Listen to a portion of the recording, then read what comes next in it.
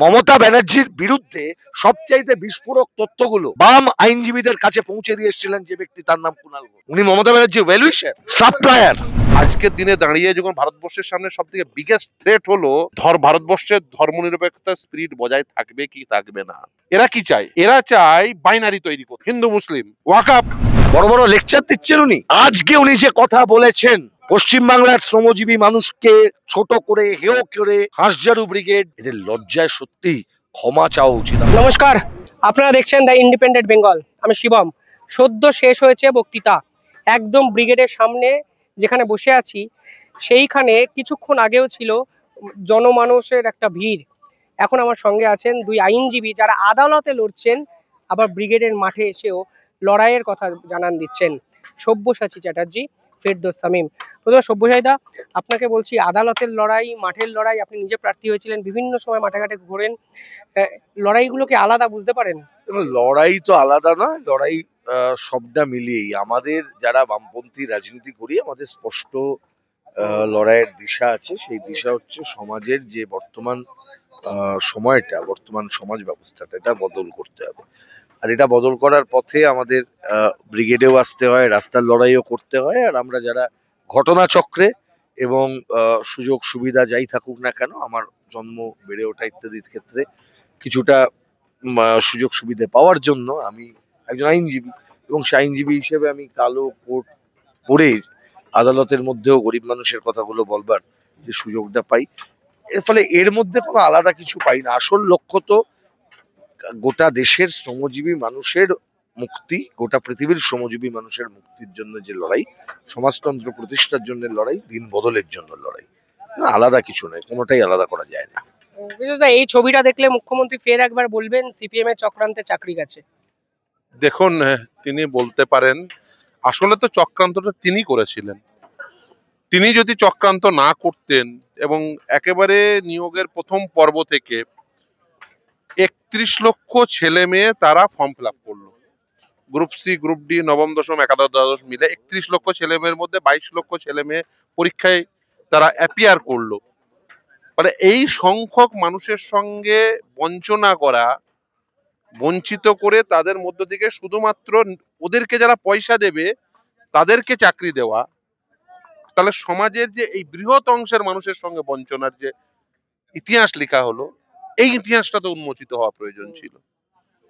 এই যে এই আদালতের লড়াই, রাস্তার লড়াই, যে আমরা বলি না যে উভয় লড়াই লড়তে হবে, আসলে এটা কেন বলা হয়? তার কারণ দেখুন, আদালত থেকে আমি একজন আইনজীবী হিসেবেও বলি, যে বারবার বলি যে কেন রাস্তার লড়াই অত্যন্ত গুরুত্বপূর্ণ। তার কারণ হচ্ছে আদালত থেকে নিশ্চিতভাবেই কিছুটা পাওয়া যায়, কিন্তু সবটা পাওয়া যায় এরকম বিশ্বাস করার কোনো কারণ নেই।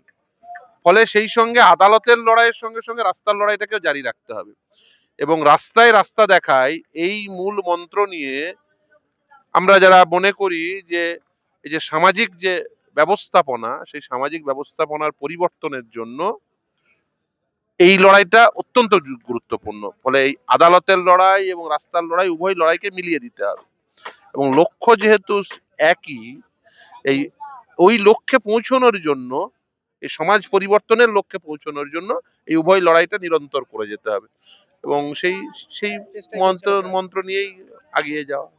আপনি তো আইনজীবী যখন হয়নি তখন তার অনেক আগে থেকে হয়তো ব্রিগেডে আসছেন। আপনার কাছে ব্রিগেডের স্মৃতিচারণা যদি আজকে ব্রিগেডের মঞ্চের সামনে বসে করতে বলি? স্মৃতিচারণা করবার জন্যই ব্রিগেডে আসছি না, কারণ বললাম না, প্রত্যেকটা স্মৃতি আমাদের কাছে শিক্ষার এক একটা সিলেবাসের এক একটা চ্যাপ্টারের মতো। প্রত্যেকটা ব্রিগেড আমাদের কাছে একটা লড়াইয়ের বার্তা নিয়ে আসে, যে বার্তা পেলেন বন্যা টুডুর মতন নেত্রী। বন্যা টুডু তো ইন্ডিভিজুয়াল কেউ নন, বন্যা টুডু রিপ্রেজেন্ট করেন কোন ক্লাসকে, কোন শ্রেণীকে, যে শ্রেণী যাদেরকে প্রত্যেক দিন নিজের জমির উপর দখলদারিত্ব রাখতে, অর্থাৎ নিজের মাটির অধিকারকে রাখতে তৃণমূলের গুন্ডাদের বিরুদ্ধে লড়তে হয়, বিএলআরও অফিসের দালালদের বিরুদ্ধে লড়তে হয়, তার সঙ্গে সঙ্গে সরকারের আমলাদের বিরুদ্ধে লড়তে হয়, এরকম অপদার্থ অযোগ্য ক্রিমিনাল সরকারের বিরুদ্ধে লড়তে হয়, পুলিশ লেলিয়ে দেওয়া সেই পুলিশের বিরুদ্ধে লড়তে হয়। এই এতগুলো শক্তির বিরুদ্ধে লড়াই করে যে মানুষগুলো প্রতিদিন সাধারণ মানুষের জীবন সংগ্রামকে চালনা করে চলেছেন, তারাই আমাদের নেত্রী। তাদের বক্তব্য শুনবার জন্যই আমরা আজকে ব্রিগেডে এসেছি। শিবম, একটা কথা বলো, গত কয়েক বছর সময় ধরে আমাদের দেশের রাজনীতিতে, বা গত 2 সপ্তাহের সময়টা তুমি নিয়ে নাও, আমাদের রাজ্যের রাজনীতিতে ধরো খবরের চ্যানেলগুলো খুললে কটা মিনিট আমরা ব্যয় করেছি দেশের শ্রমজীবী মানুষের সম্পর্কে কথা বলতে। আমরা দুর্নীতির কথা বলেছি, আমরা মুখ্যমন্ত্রীর চুরির কথা বলেছি, তার ভাইপোর চুরির কথা বলেছি, আমরা বিরোধী দলনেতা সবসময় মমতা, মমতা বলবে শুভেন্দু, এই হচ্ছে চলছে। কিন্তু এর বাইরে যে লক্ষ লক্ষ মানুষ, তাদের বাদ দিয়ে এরা চলছে। কর্পোরেট মিডিয়াগুলো চলছে কিভাবে, যেখানে শ্রমজীবী মানুষের কোনো কথা তারা দেখায় না, 1 মিনিটও বরাদ্দ করছে না। আমি আজকে একজন সাংবাদিককে বলছিলাম, ভাই যখন বলছেন বামেরা কি এতে করে 0 থেকে 1 হবে, আমি তখন বলছি, দাদা বামেরা 0 থেকে 1 হবে এটা তো বামেদের কনসার্ন, কিন্তু আপনি যে মিডিয়া হাউসে কাজ করেন, আমাদের লজ্জা, গত কয়েক বছর আগে, 2-3 বছর আগে একটি বড় মিডিয়া হাউস, সর্ববৃহত্তম প্রচারিত একটি মিডিয়া হাউস, সেখানকার কর্মী ছাঁটাইয়ের জন্য বিরুদ্ধে তাদের কোনো সাংবাদিক বন্ধুও পাশে দাঁড়াতে পারেননি। লজ্জা করে না আপনাদের? আর একজন দালাল আজকে সকাল থেকে বলতেও শুরু করেছে যে হাঁস ঝাড়ু। আরে তুমি কি মমতা ব্যানার্জির বিরুদ্ধে সবচাইতে বিস্ফোরক তথ্যগুলো বাম আইনজীবীদের কাছে পৌঁছে দিয়ে এসেছিলেন যে ব্যক্তি, তার নাম কুণাল ঘোষ। উনি মমতা ব্যানার্জির ওয়েলউইশার, সাপ্লায়ার, ইনফরমেশন সাপ্লাই করেন। এর সাথে তার লাগান, তার সাথে তার লাগান, এটাও রাজনীতি? বড় বড় লেকচার দিচ্ছেন উনি। আজকে উনি যে কথা বলেছেন, পশ্চিমবাংলার শ্রমজীবী মানুষকে ছোট করে, হেয় করে, হাঁসঝাড়ু ব্রিগেড, রামমামের ব্রিগেড, এই ধরনের কথা বলেছেন, বাংলার শ্রমজীবী মানুষ কিন্তু এই ধরনের প্রাণীদেরকে ছেড়ে দেবে না, ছেড়ে কথা বলবে না। শ্রমজীবী মানুষের ঐক্য কিন্তু এই ধরনের লোকগুলোকে চিহ্নিত করবে, এবং সেই লোকগুলোকে সমাজে যে চোখে দেখার দরকার সেই চোখে দেখানো হবে। কি কথা বলছেন? কাকে অপমান করছেন? যে মানুষটা খেটে খায় তাকে? সব মানুষকে রাজনীতি করতে হবে, ভোটের রাজনীতি? এত ভোট দরকার? এত আসনের দরকার? মজুরি পাচ্ছে না লোকে, দিনের পর দিন কারখানাগুলো বন্ধ হয়ে যাচ্ছে, তৃণমূলের গ্যাংস্টার, তৃণমূলের ল্যান্ড মাফিয়া, তারা প্রত্যেক দিন গরিব মানুষের জমি কেড়ে নিচ্ছে, সরকার দায়িত্ব ছেড়ে দিয়ে বসে আছে, আর সেখানে দাঁড়িয়ে উনি এই শ্রমজীবী মানুষের ব্রিগেডকে বলছেন হাঁসঝাড়ু ব্রিগেড। ওদের লজ্জা হওয়া উচিত, এদের লজ্জায় সত্যি ক্ষমা চাওয়া উচিত। আমি তো বলবো, এই লোকটি তৃণমূল কংগ্রেসের অফিসিয়াল মুখপত্র হিসেবে এই মুহূর্তে রয়েছেন, শুনেছি তো। যদি অফিসিয়াল মুখপাত্র তিনি থাকেন, অভিষেক বন্দ্যোপাধ্যায়, মমতা বন্দ্যোপাধ্যায়, এই দলটার লোকেদেরকে কুণাল ঘোষের আজকের মন্তব্যের জন্য বাংলার আপামর শ্রমজীবী মানুষের কাছে ক্ষমা চাইতে হবে। দাদা, কুণাল ঘোষের প্রসঙ্গ উনি বললেন, বারংবার আপনাদেরকেও বিভিন্ন ক্ষেত্রে আক্রমণ করেছেন। দেখুন, আমি ব্যক্তিগতভাবে আমি মনে করি একজন মানুষ যার ন্যূনতম লজ্জাবোধ নেই, যার কোনো আদর্শ বোধ নেই। দেখুন, আজকের ব্রিগেড আপনি যদি দেখেন, ব্রিগেডের পিছনের ওই লেখাটি খুব গুরুত্বপূর্ণ। শ্রমিক, কৃষক, ক্ষেত মজুর, বস্তি উন্নয়ন সমিতির ডাকে মেহনতি জনতার ব্রিগেড। দেখুন, এই ব্রিগেডের বক্তা কারা? বন্যা টুডু, যে সমাজের সেই মার্জিনাল ক্লাসের রিপ্রেজেন্টেশন করে, খেটে খাওয়া আদিবাসী জনতার প্রতিনিধিত্ব করছেন বন্যা টুডুরা। বন্যা টুডু কোনো একটা বিচ্ছিন্ন বিষয় নয়। বন্যা টুডু ওই মাটি থেকে উঠে আসা সেই মানুষটি, যে মানুষটি বেসিক্যালি ওই প্রান্তিক মানুষের প্রতিনিধিত্ব করছেন। অনাদি সাহু শ্রমিক শ্রেণীর প্রতিনিধিত্ব করছেন, সিআইটিউ এর নেতা নিরাপদ সর্দার। এরা কারা? খেটে খাওয়া মানুষটি। নিরাপদের সঙ্গে কথা বলেছেন নিশ্চিতভাবে আপনি। ওই মানুষটি মানে একদম তার প্রতিটি হাতে ধরে অভিজ্ঞতা আছে, মানে সেই ধান পোতা থেকে শুরু করে ওই ধানের জমিতে কিভাবে মই দেয়, কিভাবে জল দেয়, কত সার লাগে, একদম বাস্তব অভিজ্ঞতা সম্পন্ন মানুষ, যে একেবারে ওই মানুষগুলোর প্রতিনিধিত্ব করেন।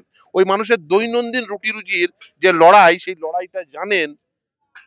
আপনি আজকের ব্রিগেড নিয়ে আপনি রাজনীতিগতভাবে আপনি আক্রমণ করবেন, সেটাই স্বাভাবিক, কিন্তু তার তো একটা শালীনতা থাকবে। যে মানুষটা এই মানুষগুলোর প্রতিনিধিত্ব করছেন, আজকের দিনে দাঁড়িয়ে যখন ভারতবর্ষের সামনে সব থেকে বিগেস্ট থ্রেট হলো ভারতবর্ষের ধর্মনিরপেক্ষতার স্পিরিট বজায় থাকবে কি থাকবে না। ভারতবর্ষের সম্প্রীতির ভারতবর্ষ থাকবে কি থাকবে না, নাকি সাম্প্রদায়িক হানাহানি চলবে, তার বিপরীতে দাঁড়িয়ে মানুষ রুটি রুজির লড়াইয়ে থাকবে কিনা। এরা কি চায়? এরা চায় বাইনারি তৈরি করতে, হিন্দু মুসলিম, ওয়াকাপ, তার পরিবর্তে এরা কিছু মানুষকে নিয়ে একটু খেপিয়ে তোলা। ওদের ওই চেয়ারম্যান, তার ইনভলভমেন্ট দেখছেন, আজকে সারাদিন দেখাচ্ছে। এরা চাই ওই জায়গায় মানুষকে রেখে দেবো, কিন্তু মানুষের এই রুটি রুজির লড়াইয়ে মানুষকে আনতে দেব না। বামেদের ব্রিগেড, মেহনতি মানুষের ব্রিগেড, এই শব্দগুলো যখন জনমানুষে থাকবে এদের অসুবিধা হবে। তার কারণ এরা চায় মানুষকে উন্নয়নের দিয়ে নয়, এরা আসলে চায় মানুষকে ভাগাভাগির মাধ্যম দিয়ে এরা নিজের রাজনৈতিকভাবে পুষ্ট হবেন। আসলে এরা জানেন দিনের শেষে এদের মানুষকে, সমাজকে দেওয়ার মতো কিছুই নেই। এরা রাজনীতিতে এসছেন পেতে, দিতে নয়। ফলে এই পাওয়া এবং দেওয়া, এই দুয়ের পার্থক্যের কারণেই খুব স্বাভাবিকভাবেই এই মেহনত মানুষের ব্রিগেড তাদের অপছন্দের ব্রিগেড।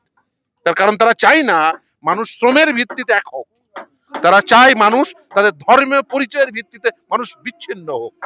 ফলে মানুষকে যে তুমি হিন্দু, তুমি মুসলিম, তুমি খ্রিস্টান, তুমি জৈন, এইভাবে ভাগ করে দেবেন।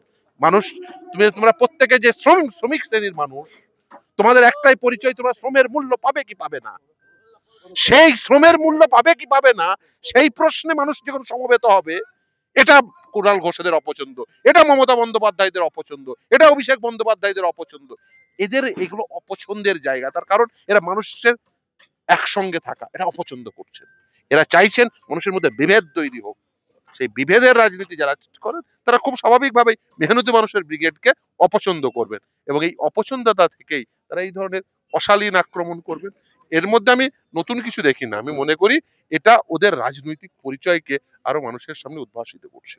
বার্তাটা পরিষ্কার, আদালত হোক কিংবা মাঠে, বিভেদ বন্ধ করে, বিভেদকে দূরে সরিয়ে রেখে মেহনতি মানুষকে এক হতে হবে। দুর্নীতির বিপক্ষে লড়তে হবে, শাসকের বিপক্ষে লড়তে হবে। কুণাল ঘোষ হোক বা মমতা ব্যানার্জি, লড়াইয়ের একটা নাম শুধুমাত্র এগুলো, এই বিকল্পটাকে খুঁজে পাওয়ার এই ব্রিগেড। দুই আইনজীবী হয়তো ক্যামেরার সামনে সেটাই বোঝানোর চেষ্টা করলেন। দেখতে থাকুন দ্য ইন্ডিপেন্ডেন্ট বেঙ্গল। ধন্যবাদ।